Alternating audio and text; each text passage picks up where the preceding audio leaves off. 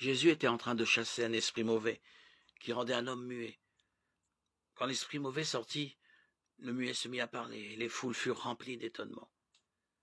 Mais quelques-uns dirent, c'est Belzéboul, le chef des esprits mauvais, qui lui donne le pouvoir de chasser ces esprits. D'autres voulaient lui tendre un piège. Ils lui demandèrent de montrer par un miracle que son pouvoir venait de Dieu. Mais Jésus connaissait leurs pensées. Il leur dit alors, tout royaume dont les habitants luttent les uns contre les autres finit par être détruit. Ces maisons s'écroulent les unes sur les autres.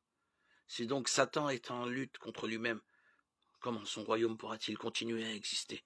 Vous dites, en effet, que je chasse les esprits mauvais parce que Belzéboul m'en donne le pouvoir. Si je les chasse de cette façon, qui donne à vos partisans le pouvoir de les chasser, vos partisans eux-mêmes démontrent que vous avez tort.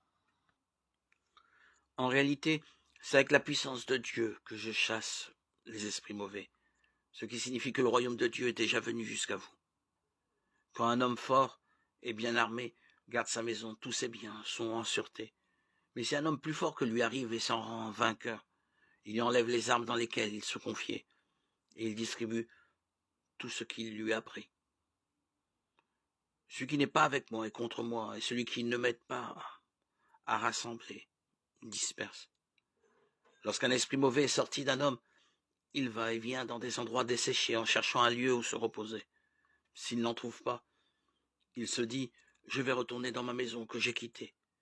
Il y retourne et trouve la maison balayée, bien arrangée. Alors il s'en va prendre 7 autres esprits encore plus mauvais que lui. Ils reviennent ensemble et s'installent là. C'est ainsi que finalement, l'état de cet homme est pire qu'au début. Luc 11, 14, 26.